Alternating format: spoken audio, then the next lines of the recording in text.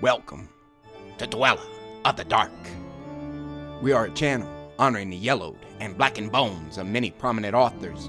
We will be digging up several obscure, strange, and forgotten authors who influenced many of the great horror, science fiction, and fantasy writers today.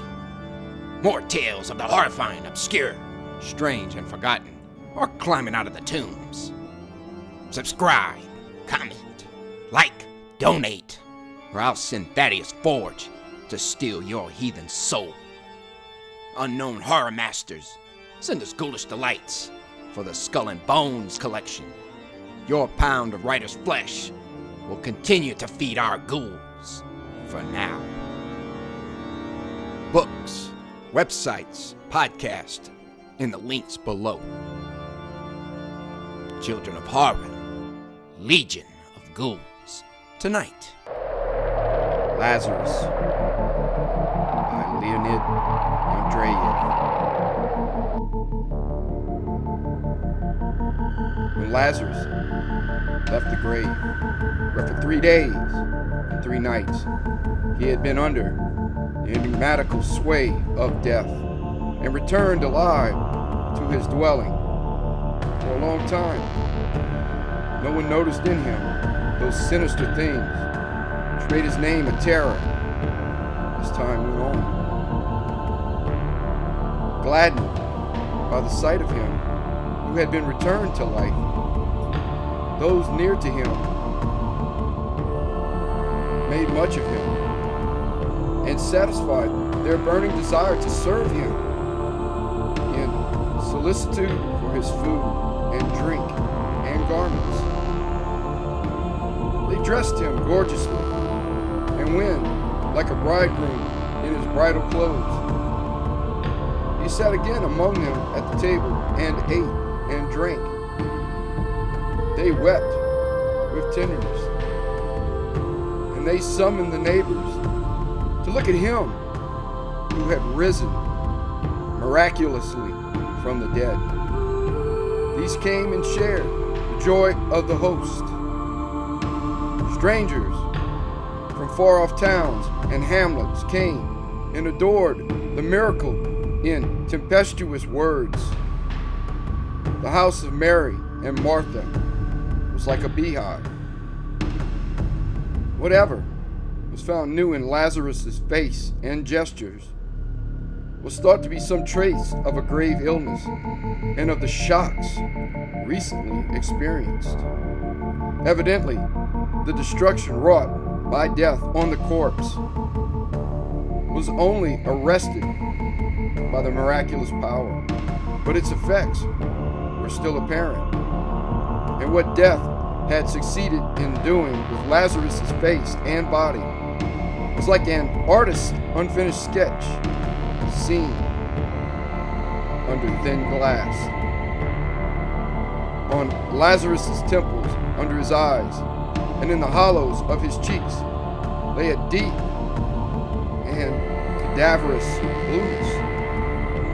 Cadaverously blue also were his long fingers, and around his fingernails, grown long in the grave. The blue had become purple and dark. On his lips, swollen in the grave, the skin had burst in places, and thin, reddish cracks were formed, shining as though covered with transparent mica. And he had grown stout.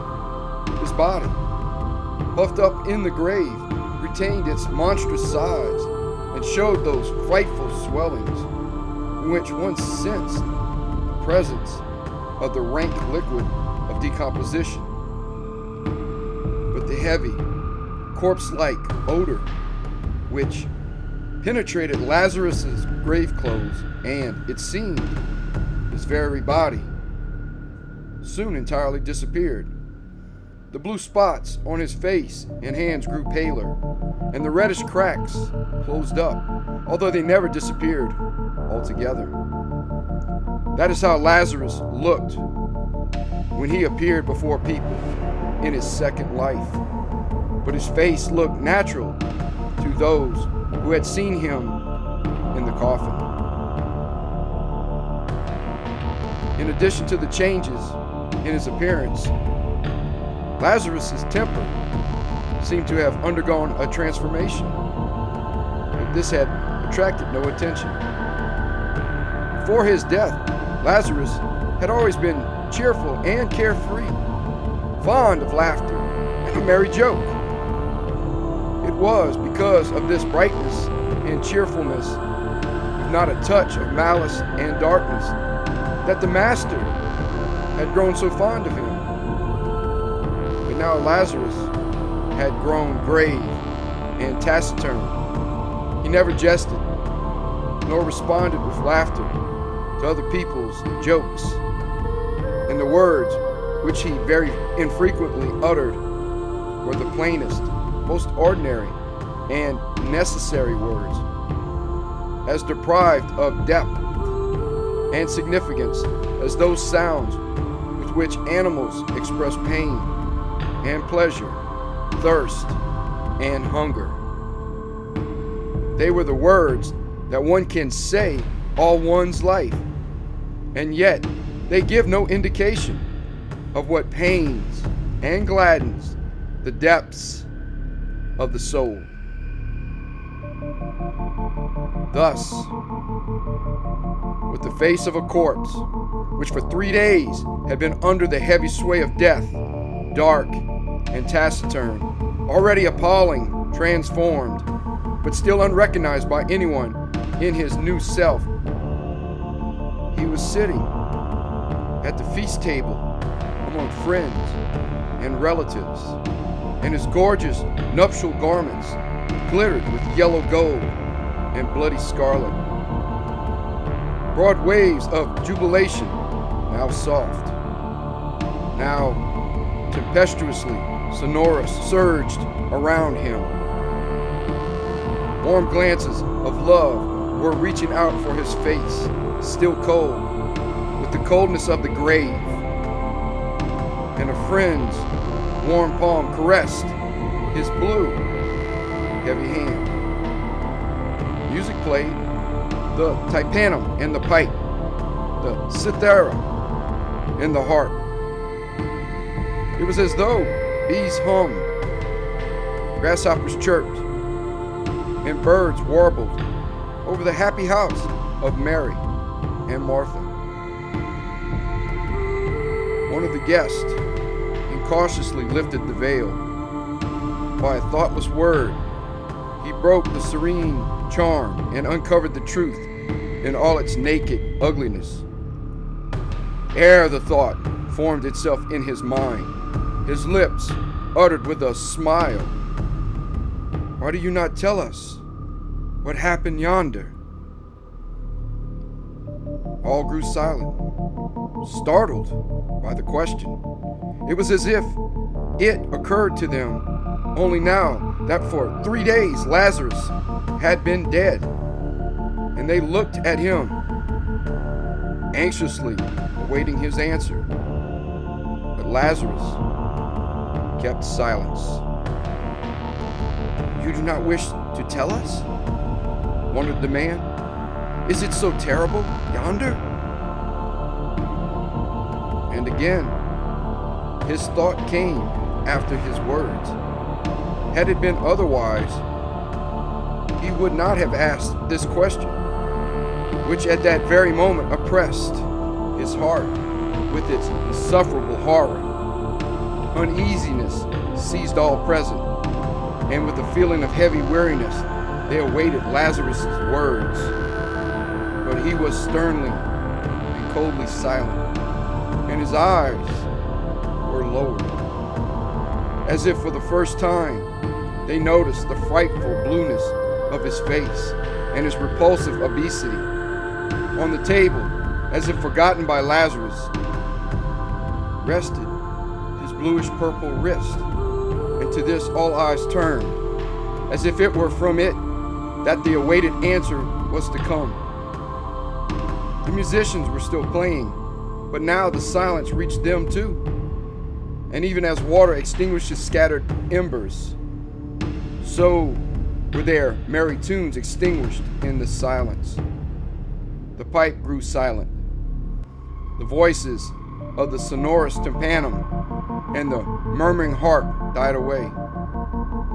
And as if the strings had burst, the cithara answered with a tremulous, broken note. Silence.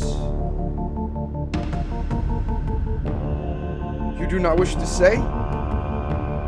Repeated the guest, unable to check his chattering tongue. But the stillness remained unbroken, and the bluish purple hand rested motionless. And then he stirred slightly, and everyone felt relieved. He lifted up his eyes, and lo! Straightway, embracing everything in one heavy glance, fraught with weariness and horror, he looked at them, Lazarus, who had arisen from the dead. It was the third day since Lazarus had left the grave. Ever since then, many had experienced the pernicious power of his eye, but neither those who were crushed by it forever, nor those who found the strength to resist in it the primordial sources of life, which is as mysterious as death. Never could they explain the horror which lay motionless in the depth of his black pupils. Lazarus looked calmly and simply, with no desire to conceal anything, but also with no intention to say anything. He looked coldly, as one who is infinitely indifferent to those alive. Many carefree people came close to him without noticing him, and only later did they learn with astonishment and fear who that calm, stout man was that walked slowly by, almost touching them with his gorgeous and dazzling garments. The sun did not cease shining when he was looking, nor did the fountain hush its murmur, and the sky overhead remained cloudless and blue. But the man, under the spell of his enigmatical look, heard no more the fountain, and saw not the sky overhead. Sometimes he wept bitterly. Sometimes he tore his hair, and in a frenzy called for help. But more often it came to pass that apathetically and quietly he began to die. And so he languished many years before everybody's eyes wasted away, colorless, flabby, dull, like a tree silently drying up in a stony soil. And of those who gazed at him, the one who wept madly sometimes felt again the stir of life. The others never.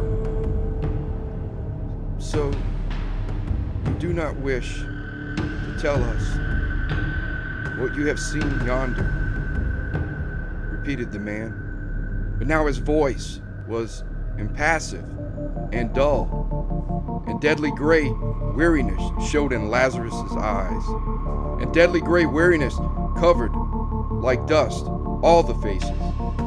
And with dull amazement, the guests stared at each other and did not understand wherefore they had gathered here and sat at the rich table. The talk ceased.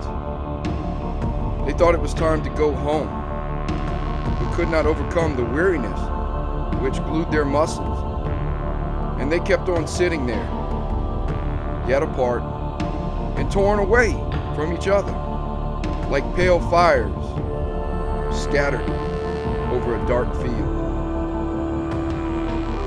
But the musicians were paid to play, and again they took their instruments, and again tunes full of studied mirth and studied sorrow began to flow and to rise. They unfolded the customary melody, but the guests hearkened in dull amazement.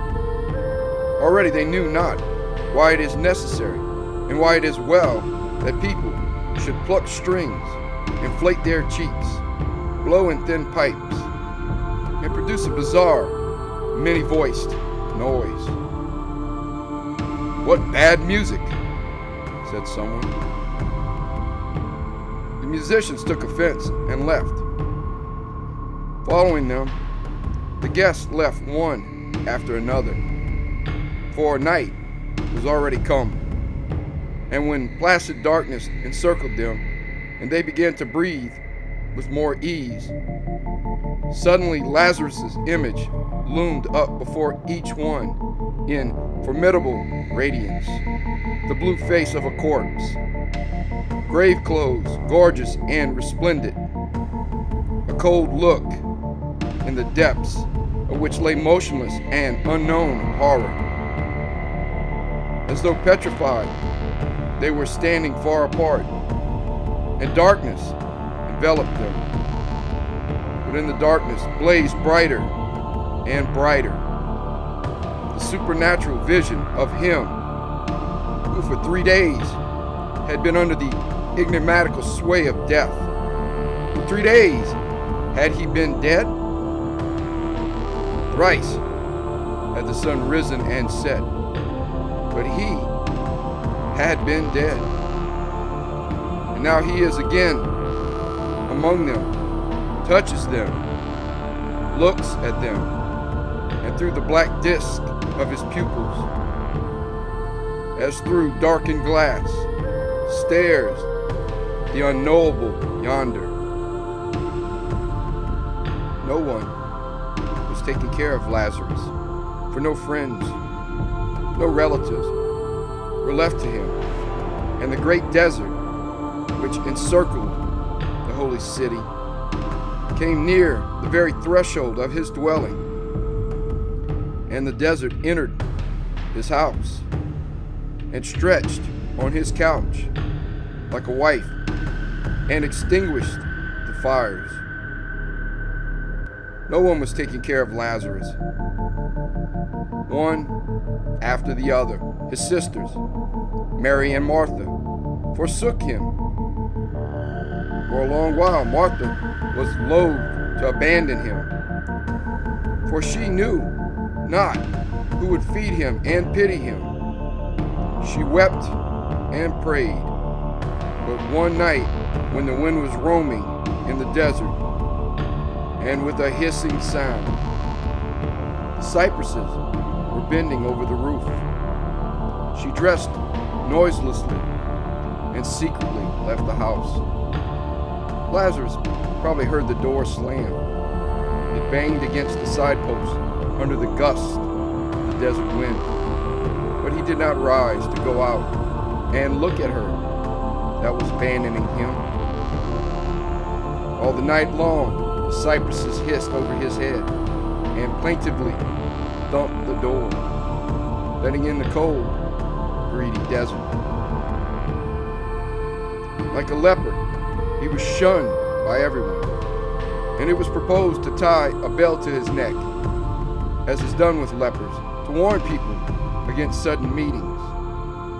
But someone remarked, growing frightfully pale, that it would be too horrible if by night the moaning of Lazarus's bell were suddenly heard under the pillows. And so the project was abandoned. And since he did not take care of himself, he would probably have starved to death had not the neighbors brought him food in fear of something that they sensed but vaguely. The food was brought to him by children. They were not afraid of Lazarus, nor did they mock him with naive cruelty, as children are wont to do with the wretched and miserable. They were indifferent to him, and Lazarus answered them with the same coldness.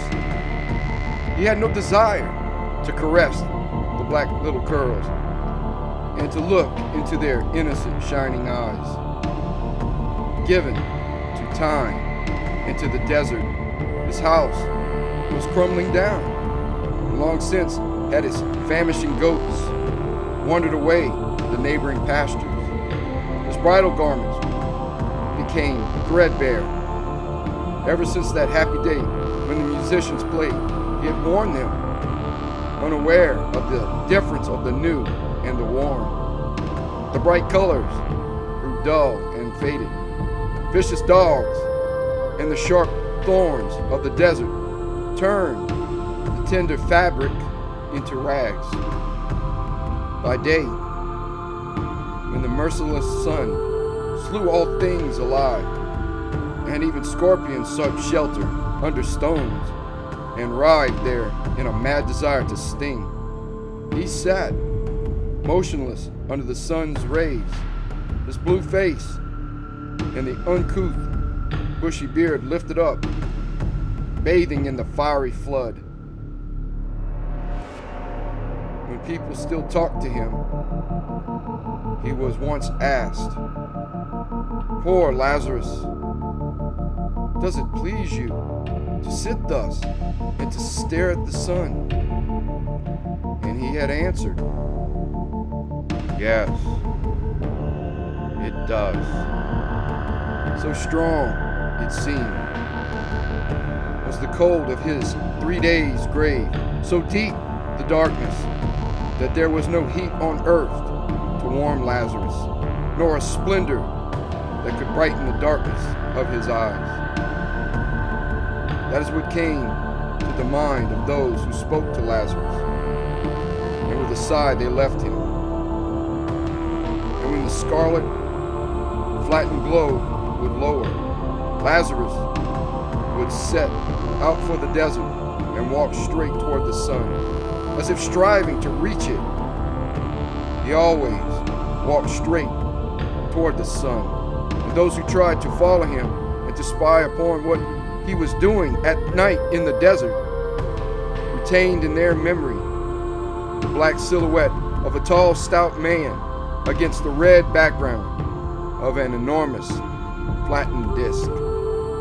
Night pursued them with her horrors, and so they did not learn of Lazarus's doings in the desert. But the vision of the black on red was forever branded on their brains, just as a beast with a splinter in its eye furiously rubs its muzzle with its paws. So they too, foolishly, rubbed their eyes. But what Lazarus had given was indelible, and death alone could efface it. But there were people who lived far away, who never saw Lazarus and knew of him only by report.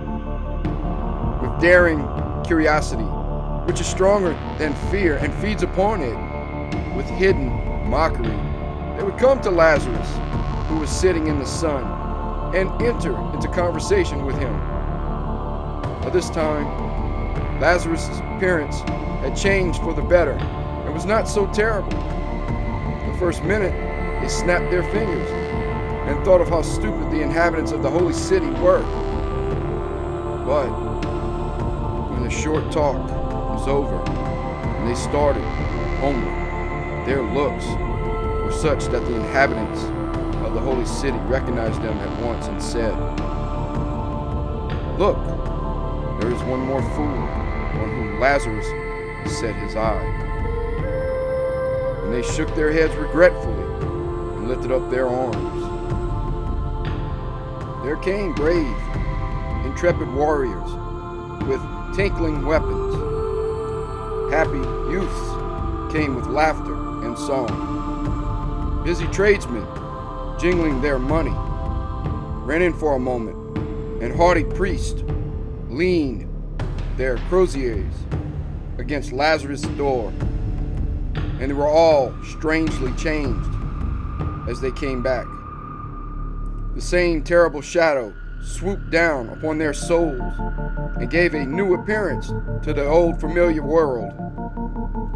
Those who still had the desire to speak expressed their feelings thus: "All things tangible and visible grew hollow, light, and transparent, similar to lightsome shadows in the darkness of night. For that great darkness which holds the whole cosmos, was dispersed neither by the sun nor by the moon and the stars, but like an immense black shroud enveloped the earth, and like a mother embraced it. It penetrated all the bodies, iron and stone, and the particles of the bodies, having lost their ties, grew lonely. And it penetrated into the depth of the particles, and the particles of the particles became lonely. For that great void which encircles the cosmos was not filled by things visible, neither by the sun, nor by the moon and the stars, but reigned unrestrained, penetrating everywhere, severing body from body, particle from particle. In the void, hollow trees spread hollow roots, threatening a fantastic fall. Temples, palaces, and houses loomed up, and they were hollow. And in the void, men moved about restlessly, but they were light and hollow, like shadows. For time was no more, and the beginning of all things came near their end. The building was still being built, and builders were still hammering away, and its ruins were already seen, and the void in its place. The man was still being born, but already funeral candles were burning at his head, and now they were extinguished. And there was the void in place of the man and of the funeral candles. And wrapped by void and darkness, the man in despair trembled in the face of the horror of the infinite. Thus spake the men who had still a desire to speak. But surely, much more could those have told who wished not to speak, and died in silence. At that time, there lived in Rome a renowned sculptor. In clay, marble, and bronze, he wrought bodies of gods and men, and such was their beauty that people called them immortal. But he himself was discontented and asserted that there was something even more beautiful that he could not embody either in marble or in bronze. I have not yet gathered the glimmers of the moon, or have I my fill of sunshine, he was wont to say. And there is no soul in my marble, no life in my beautiful bronze. And when on moonlight nights he slowly walked along the road, crossing the black shadows of cypresses, his white tunic glittering in the moonshine, those who met him would laugh in a friendly way and say, "Are you going to gather moonshine for us? Why then did you not fetch baskets?" And he would answer, laughing and pointing to his eyes, "Here are the baskets wherein I gather the sheen of the moon and the glimmer of the sun." And so it was. The moon glimmered in his eyes, and the sun sparkled therein. But he could not translate them into marble, and therein lay the serene tragedy of his life. He was descended from ancient patrician race, had a good wife and children, and suffered from no want. When the obscure rumor about Lazarus reached him, he consulted his wife and friends, and undertook the far journey to Judea to see him who had miraculously risen from the dead. He was somewhat weary in those days, and he hoped that the road would sharpen his blunted senses. What was said of Lazarus did not frighten him. He had pondered much over death, did not like it, but he disliked also those who confused it with life. In this life are life and beauty, thought he, beyond is death, and enigmatical, and there is no better thing for a man to do than to delight in life and in the beauty of all things living. He had even a vainglorious desire to convince Lazarus of the truth of his own view and restore his soul to life, as his body had been restored. This seemed so much easier because the rumors, shy and strange, did not render the whole truth about Lazarus, and but vaguely warned against something frightful. Lazarus had just risen from the stone in order to follow the sun, which was setting in the desert, when a rich Roman, attended by an armed slave, approached him and addressed him in a sonorous voice, "Lazarus!" And Lazarus beheld a superb face, lit with glory, and arrayed in fine clothes, and precious stones sparkling in the sun. The red light lent to the Roman's face and head the appearance of gleaming bronze. That also Lazarus noticed. He resumed obediently his place and lowered his weary eyes. "Yes, you are ugly, my poor Lazarus," quietly said the Roman, playing with his golden chain. "You are even horrible, my poor friend. And death was not lazy that day when you fell so heedlessly into his hands. But you are stout, and, as the great Caesar used to say, fat people are not ill-tempered. To tell the truth, I don't understand why men fear you. Permit me to spend the night in your house. The hour is late, and I have no shelter." Never had anyone asked Lazarus' hospitality. "I have no bed," said he. "I'm somewhat of a soldier, and I can sleep sitting." The Roman answered, "We shall build a fire." "I have no fire." "And we shall have our talk in the darkness, like two friends. I think you will find a bottle of wine." "I have no wine." The Roman laughed. "Now I see why you are so somber and dislike your second life. No wine? Why, then we shall do without it. There are words that make the head go round better than the Falernian." By a sign he dismissed the slave, and they remained alone. And again the sculptor started speaking, but it was as if, together with the setting sun, life had left his words, and they grew pale and hollow, as if they staggered on unsteady feet, as if they slipped and fell down, drunk with the heavy leaves of weariness and despair. And black chasms grew up between the worlds, like far-off hints of the great void and the great darkness. "Now I'm your guest, and you will not be unkind to me, Lazarus," said he. "Hospitality is the duty even of those who for 3 days were dead.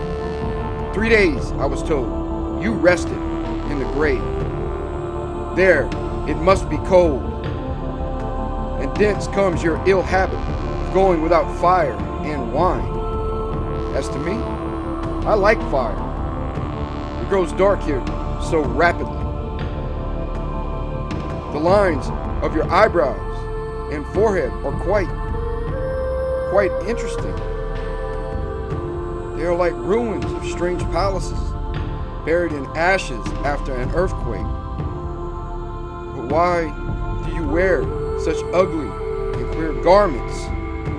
I've seen bridegrooms in your country, and they wear such clothes. Are they not funny? And terrible? But are you a bridegroom? The sun had already disappeared. A monstrous black shadow came running from the east. It was as if gigantic bare feet began rumbling on the sand, and the wind sent a cold wave along the backbone. In the darkness, you seem still larger, Lazarus, as if you have grown stouter in these moments. Do you feed on darkness, Lazarus? I would fain have a little fire. At least a little fire. A little fire? I feel somewhat chilly. Your nights are so barbarously cold. Were it not so dark, I should say that you were looking at me, Lazarus. Yes, it seems to me you are looking. Why? You are looking at me. I feel it. But that you are smiling. Night came and filled the air with heavy blackness. How well it will be when the sun will rise tomorrow anew. I am a great sculptor, you know. That's how my friends call me. I create. Yes, that is the word. But I need daylight. I give life to the cold marble. I melt sonorous bronze in fire, in bright hot fire. Why did you touch me with your hand? Come, said Lazarus. You are my guest. They went to the house, and a long night enveloped the earth. The slave, seeing that his master did not come, went to seek him when the sun was already high in the sky. And he beheld his master side by side with Lazarus. In profound silence they were sitting right under the dazzling and scorching rays of the sun and looking upward. The slave began to weep and cried out, "My master, what has befallen you? Master!" The very same day the sculptor left for Rome. On the way, Aurelius was pensive and taciturn, staring attentively at everything, the men, the ship, the sea, as if trying to retain something. On the high sea, a storm burst upon them, and all through it, Aurelius stayed on the deck and eagerly scanned the seas looming near and sinking with a dull boom. At home, his friends were frightened at the change which had taken place in Aurelius.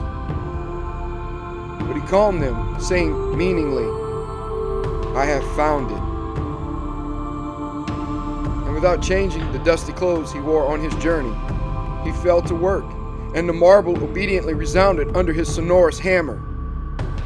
Long and eagerly he worked, admitting no one, until one morning he announced that the work was ready and ordered his friends to be summoned, severe critics and connoisseurs of art. And to meet them, he put on bright and gorgeous garments that glittered with yellow gold and scarlet byssus. "Here's my work," said he thoughtfully. His friends glanced, and a shadow of profound sorrow covered their faces. It was something monstrous, deprived of all the lines and shapes familiar to the eye, but not without a hint at some new, strange image.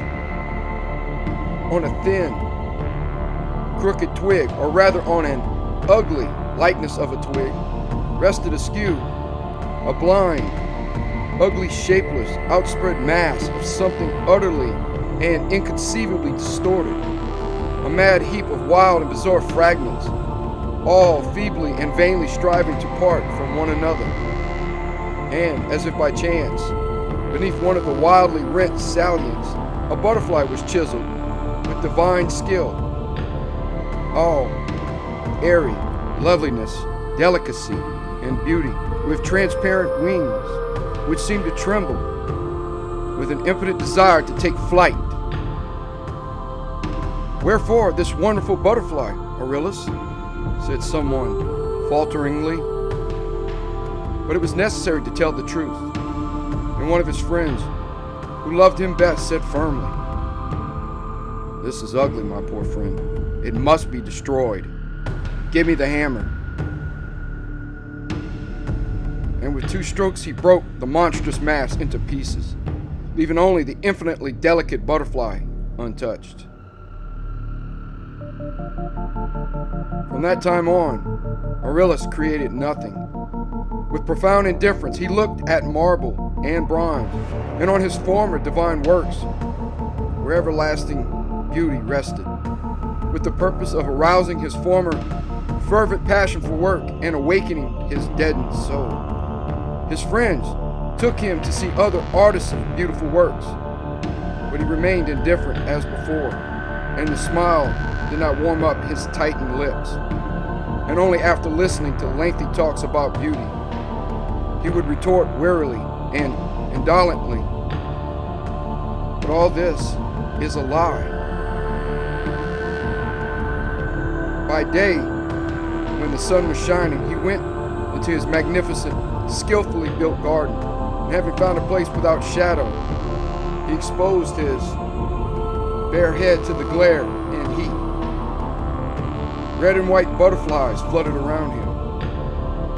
From the crooked lips of a drunken satyr, water streamed down with a splash into a marble cistern, but he sat motionless and silent, like a pallid reflection of him who, in the far-off distance, at the very gates of the stony desert, sat under the fiery sun.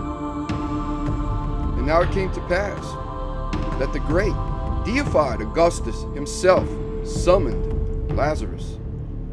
The imperial messengers dressed him gorgeously in solemn nuptial clothes, as if time had legalized them, and he was to remain until his very death the bridegroom of an unknown bride.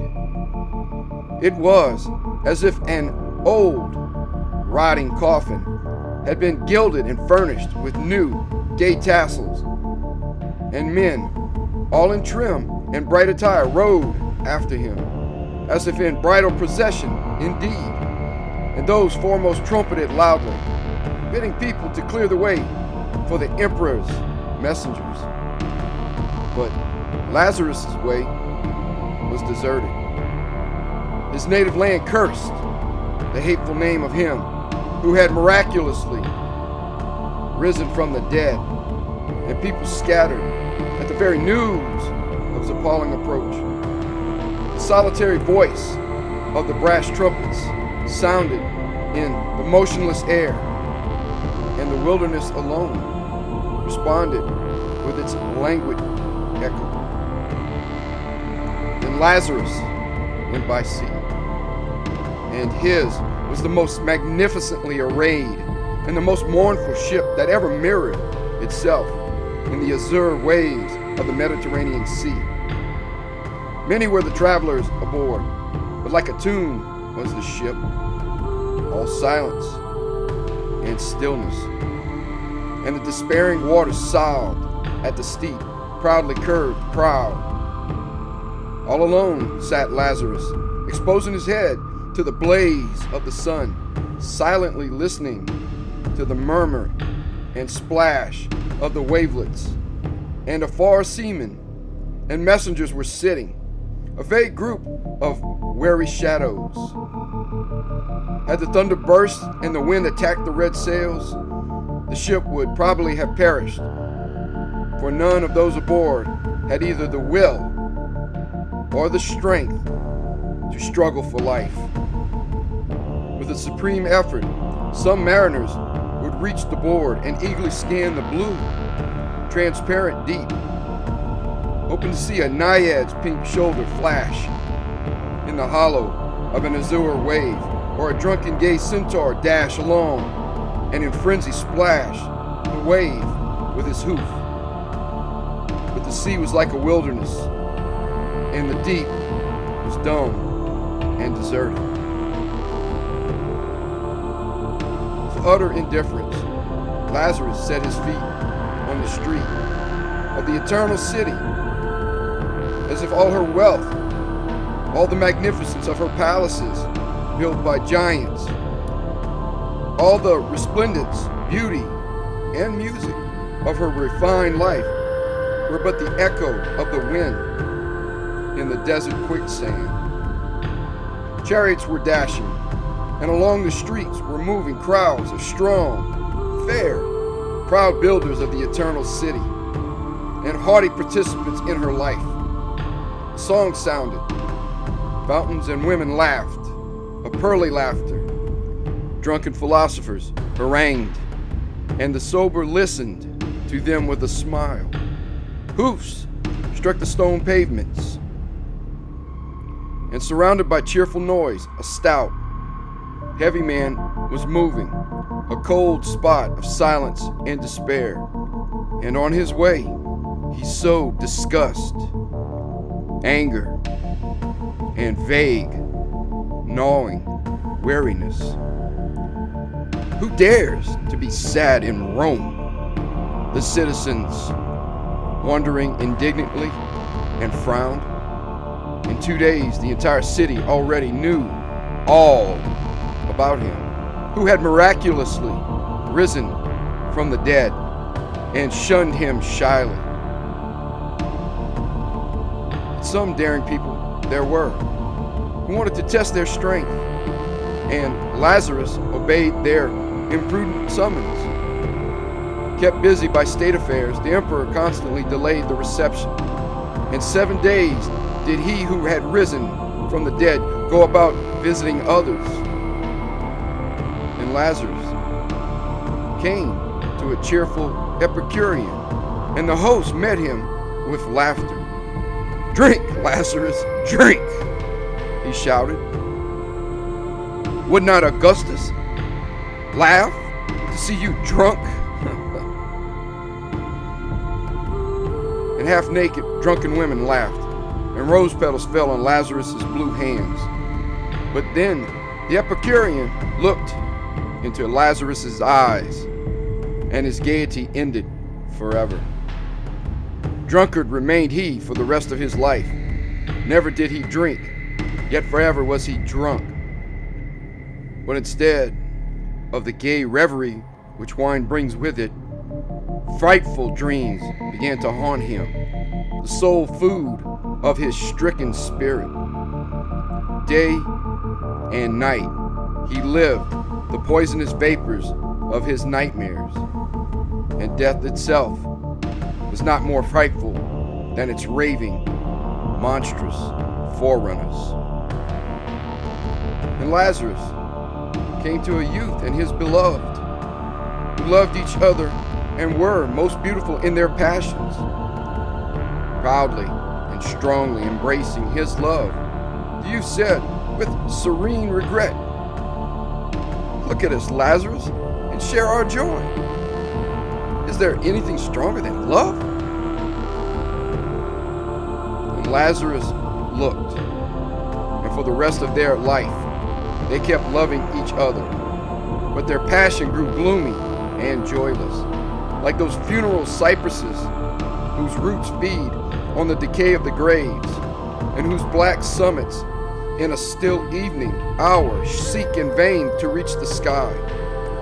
Thrown by the unknown forces of life into each other's embraces, they mingled tears with kisses, voluptuous pleasures with pain, and they felt themselves doubly slaves, obedient slaves to life, and patient servants of the silent nothingness. Ever united, ever severed, they blazed like sparks, and like sparks lost themselves in the boundless dark. And Lazarus came to a haughty sage, and the sage said to him, "I know all the horrors you can reveal to me, Is there anything you can frighten me with? But before long, the sage felt that the knowledge of horror was far from being the horror itself, and that the vision of death was not death. And he felt that wisdom and folly are equal before the face of infinity, for infinity knows them not. And it vanished. The dividing line between knowledge and ignorance, truth and falsehood, top and bottom, and the shapeless thought hung suspended in the void. Then the sage clutched his gray head and cried out frantically, "I cannot think! I cannot think!"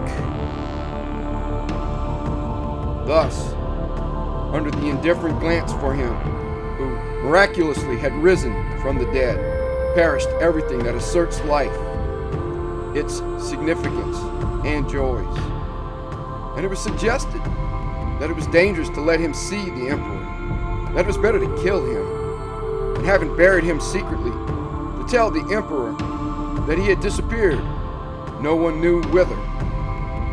Already swords were being whetted, and youths devoted to the public welfare prepared for the murder, when Augustus ordered Lazarus to be brought before him next morning, thus destroying the cruel plans. If there was no way of getting rid of Lazarus, at least it was possible to soften the terrible impression his face produced. With this in view, skillful painters, barbers, and artists were summoned, and all night long they were busy over Lazarus's head. They cropped his beard, curled it, and gave it a tidy, agreeable appearance. By means of paints, they concealed the corpse-like blueness of his hands and face. Repulsive were the wrinkles of suffering that furrowed his old face, and they were puttied, painted, and smoothed.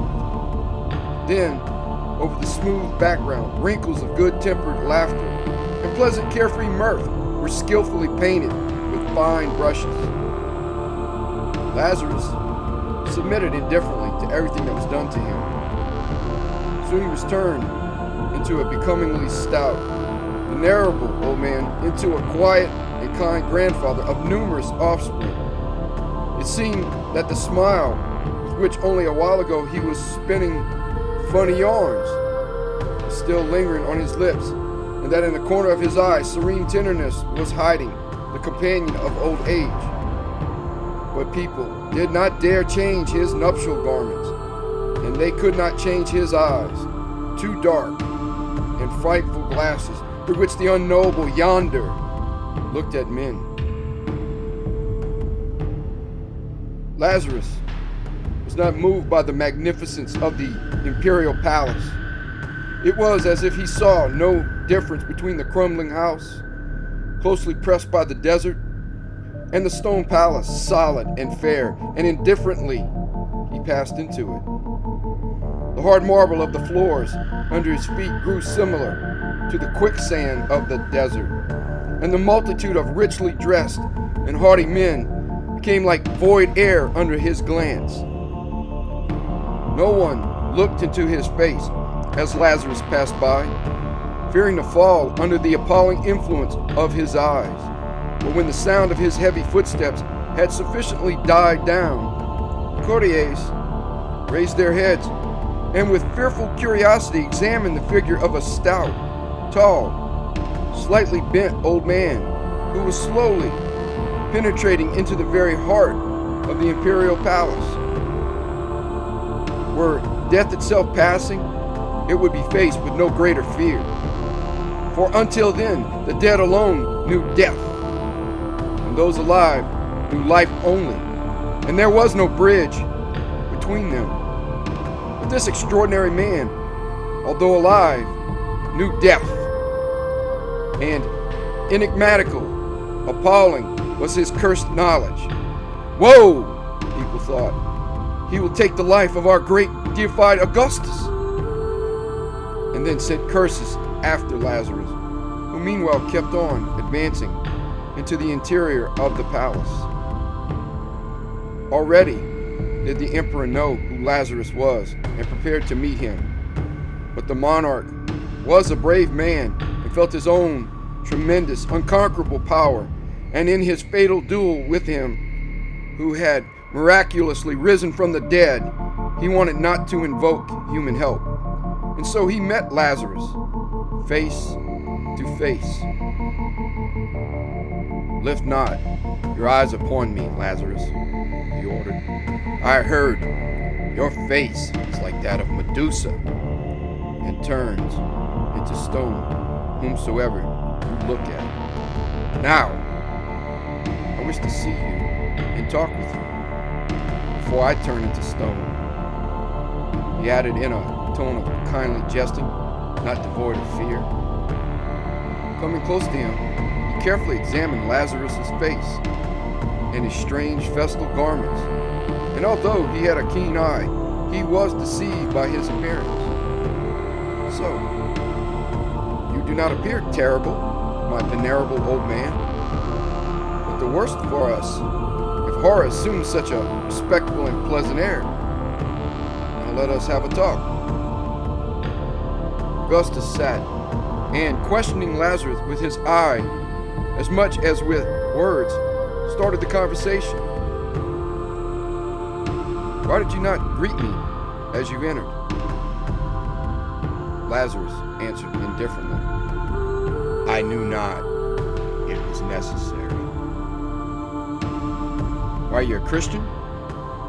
"No." Augustus approvingly shook his head. "That is good. I do not like Christians. They shake the tree of life before it is covered with fruit and disperse its odorous bloom to the winds. But who are you?" With a visible effort, Lazarus answered, "I was dead." "I heard that, but who are you now?" Lazarus was silent, but at last repeated in a tone of weary apathy, "I was dead." "Listen to me, stranger," said the emperor, distinctly and severely, giving utterance to the thought that had come to him at the beginning. "My realm is the realm of life. My people are of the living, not of the dead. You are here, one too many. I know not who you are and what you saw there. But if you lie, I hate lies. And if you tell the truth, I hate your truth. In my bosom, I feel the throb of life. I feel strength in my arm, and my proud thoughts, like eagles, pierce the space. And yonder, in the shelter of my rule, under the protection of laws created by me, people live and toil and rejoice. Do you hear the battle cry, the challenge men throw into the face of the future?" Augustus, as if in prayer, stretched forth his arms and exclaimed solemnly, "Be blessed, O great and divine life!" Lazarus was silent, and with growing sternness, the emperor went on. "You are not wanted here, miserable remnant, snatched from under death's teeth. You inspire weariness and disgust with life. Like a caterpillar in the fields, you gloat on the rich ear of joy and belch out the drivel of despair and sorrow. Your truth is like a rusty sword in the hands of a nightly murderer, and as a murderer, you shall be executed. But before that, let me look into your eyes.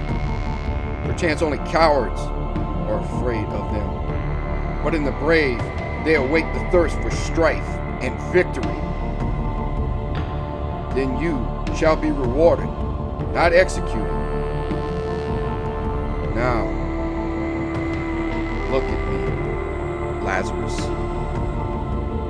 At first, it appeared to the deified Augustus that a friend was looking at him. So soft, so tenderly fascinating was Lazarus's glance. It promised not horror, but sweet rest, and the infinite seemed to him a tender mistress, a compassionate sister, a mother. But stronger and stronger grew its embraces, and already the mouth, greedy of hissing kisses, interfered with the monarch's breathing. And already to the surface of the soft tissues of the body came the iron of the bones, and tightened its merciless circle.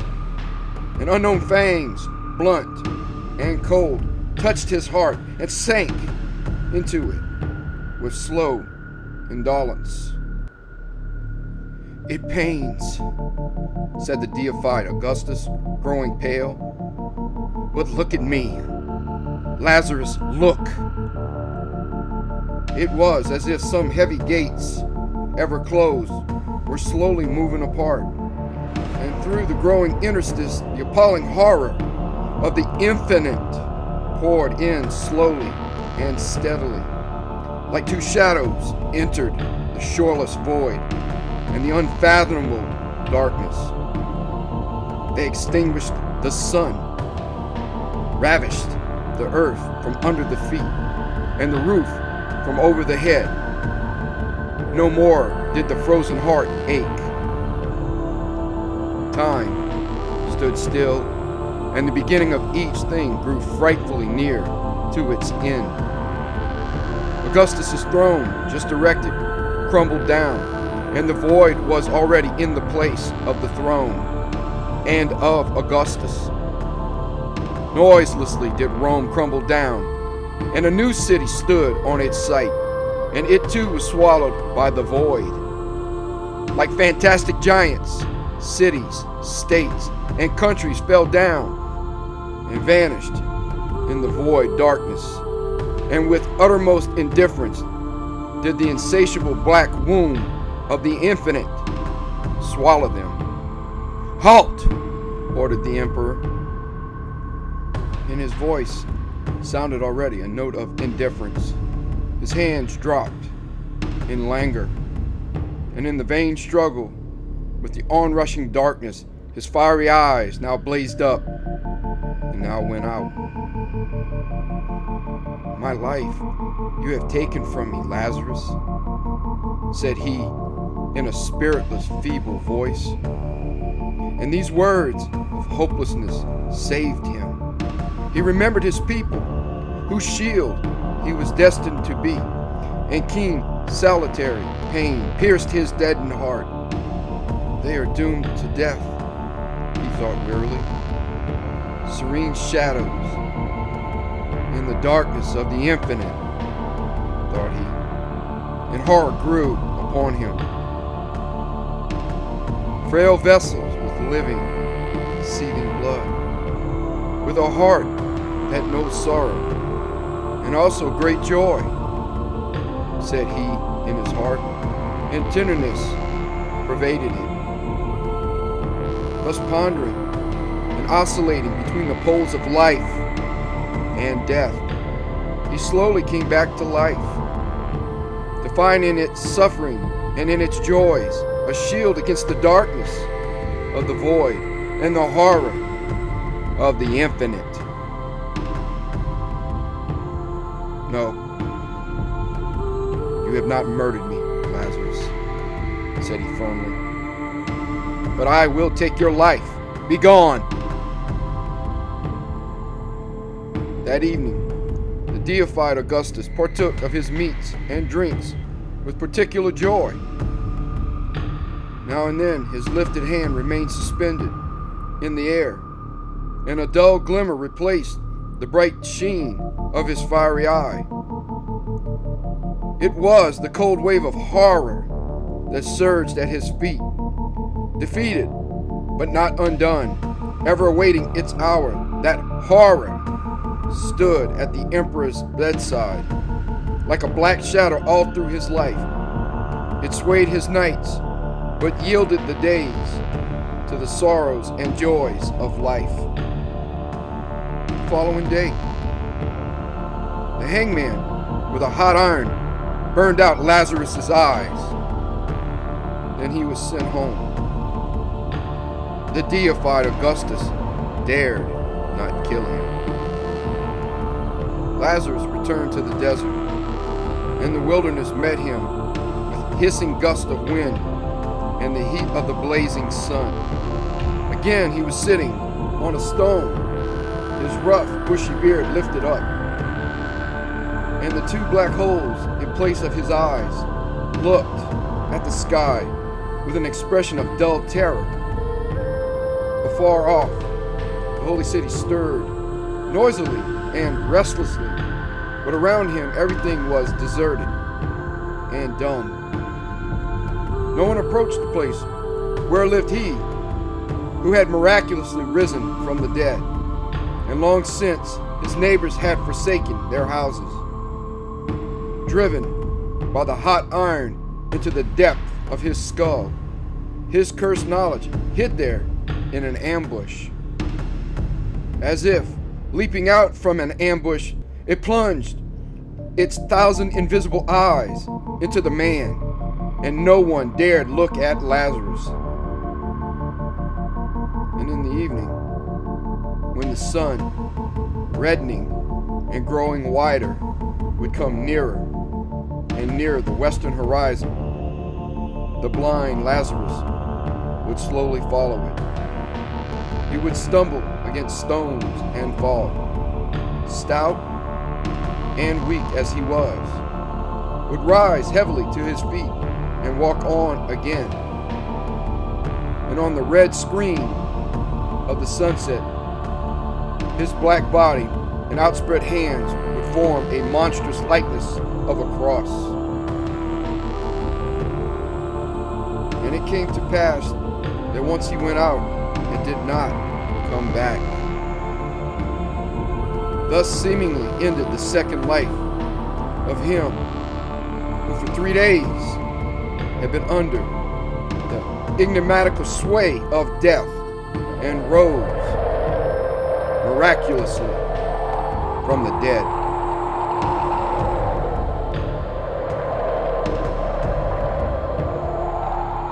Thank you for listening. Have a great night.